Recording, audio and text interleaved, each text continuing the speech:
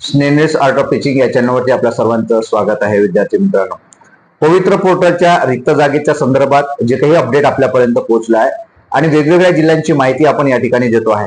आपण सर्वांनी रजिस्ट्रेशन केलेलं आहे. ते सर्व विद्यार्थी आपण जाहिरातींची वाट बघत आहे. जाहिरातीची वाट बघत असताना विद्यार्थी मित्रांनो, जसंही संच मान्यता किंवा समायोजनाची प्रक्रिया पूर्ण झालेली आहे त्या जिल्ह्यांची माहिती आपण आपल्यापर्यंत पोहोचवत आहे. ज्या माध्यमातून तुम्ही त्या जिल्ह्यातले असाल, त्या विभागातले असाल किंवा राज्यातील जरी असाल तरी पण आपल्याला या ठिकाणी जास्त जागा असेल तर आपण प्रत्येक जण ही संधी आपल्याला मिळावी यासाठी आपण प्रयत्न करणार आहोत. त्यासाठी जे अपडेट आपल्याला मिळालेलं आहे त्या अपडेटनुसार आपण ही माहिती आपल्याला देतो आहे. आपण जर माझ्या चॅनलला पहिल्यांदा आले असाल तर माझ्या चॅनलला सबस्क्राईब करा, जेणेकरून येणारं कोणतंही जे अपडेट आहे ते अपडेट आपल्या चॅनलला आपण देत असतो. सोबतच ज्या वेळेला जाहिराती येतील त्यावेळेला प्राधान्यक्रम देण्यासाठी आपण तुम्हाला सर्वांना मदतही करणार आहोत. आपण या ठिकाणी जी माहिती आहे ती माहिती पाहणार आहोत. अहिल्यानगर जिल्हा परिषदची माहिती आपण या ठिकाणी बघणार आहोत, प्राथमिक विभागाची. मग मराठी माध्यम असेल किंवा उर्दू माध्यम असेल या दोन्ही माध्यमाच्या जागा आपण या ठिकाणी बघणार आहोत. मंजूर पदांचा जर आकडा आपण जर बघितला तर डिसेंबर 2025 पर्यंतचा आकडा आपल्याला माहिती झालेला आहे आणि या माध्यमातून आपल्याला जे अपडेट मिळालेलं आहे ते अपडेट आपल्याला सांगतो आहे. जे प्रवर्गानुसार आपण या ठिकाणी अपडेट बघणार आहोत. मंजूर पद एससी जे आहेत, एससी कॅटेगरीचे मंजूर पद जी आहेत ते 1250 मंजूर पद आहेत. त्यात कार्यरत पद आहेत 1244. म्हणजे या ठिकाणी रिक्त पद एससी प्रवर्गाकरिता 6 पद रिक्त आहेत. एसटी प्रवर्ग करता रिक्त पद आहेत 86 पद, 86 पद. नंतर विजय जे आहेत या विजय ए साठी 14 पद जे आहेत ते रिक्त आहेत. नंतर एनटी बी डी बी करिता आहे 74 पद ही जी आहेत अतिरिक्त आहेत. लक्षात घ्या, एनटी बी करता 74 पदे अतिरिक्त आहेत. तसंच एनटी डी करिता सुद्धा 39 पद या ठिकाणी अतिरिक्त आहेत. नंतर विशेष मागास प्रवर्ग जे आहे त्या विशेष मागास प्रवर्गासाठी सुद्धा 15 ज्या जागा आहेत त्या अतिरिक्त आहेत. ओबीसी साठी फक्त 3च जागा रिक्त आहेत या ठिकाणी, अतिरिक्त नाही तर रिक्त जागा ओबीसी साठी आहेत.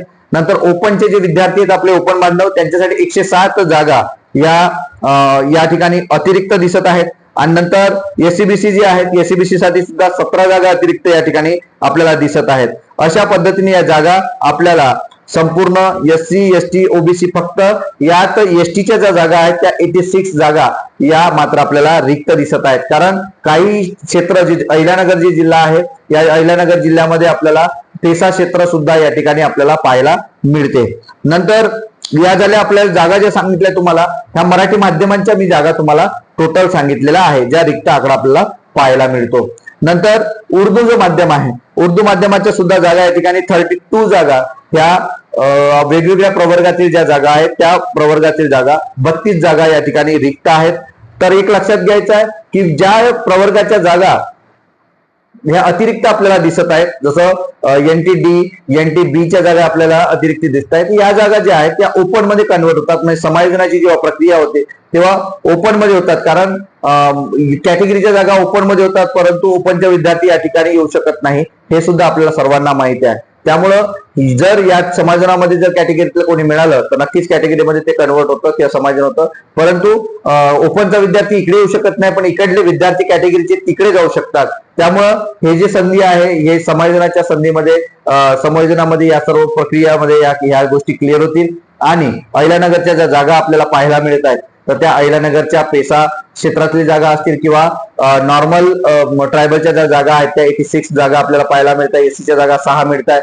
अशा वेगवेगळ्या प्रवर्गाच्या जागा आपल्याला या ठिकाणी दिसत आहेत. यावरून प्रत्येक जिल्ह्यामध्ये जागा रिक्त आहेत हे सुद्धा आपल्याला समजून येत आहे. अतिरिक्तचा जो आकडा आहे तो भाषाविषयी असेल किंवा समाजशास्त्र असेल किंवा मॅथ्स सायन्स असेल. पण आतापर्यंत जेवढे काही आपण 7 ते 8 जिल्ह्यांचे आपण ज्या वेळेला अपडेट पाहिलेला आहे यामध्ये कोणत्याच ठिकाणी मॅथ आणि गणित म्हणजे मॅथ आणि सायन्स या दोन्ही विषयाच्या जागा अतिरिक्त आपल्याला पाहायला मिळत नाही. आणि यापूर्वी सुद्धा मी व्हिडिओ बनवलेला आहे की सर्वाधिक जागा किंवा संधी जर कोणाला असेल तर मॅथ आणि सायन्सच्या विद्यार्थ्यांना या ठिकाणी संधी मिळणार आहे. सामाजिक शास्त्रांचे जे विद्यार्थी आहेत ते मात्र अतिरिक्त होताना दिसत आहे. त्यामुळे थोडी धोकादायक बाब किंवा धोक्याची घंटा आपल्याला ऐकायला मिळत आहे. त्यामुळे विद्यार्थ्यांना समजून घ्या, पॅनिक होऊ नका, घाबरू नका. ज्या वेळेला जाहिराती येतील त्यावेळेला आपल्याला स्पष्ट त्या ठिकाणी समजेल. त्यामुळे जेव्हापर्यंत जाहिराती येत नाही तेव्हापर्यंत आपण मात्र घाबरण्याचं कोणतंही कारण या ठिकाणी नाही. हेच होतं आजचं अपडेट अहिल्यानगर जिल्ह्याचं. हे अपडेट आपल्याला कसं वाटलंय नक्की कमेंट बॉक्समध्ये कळवा.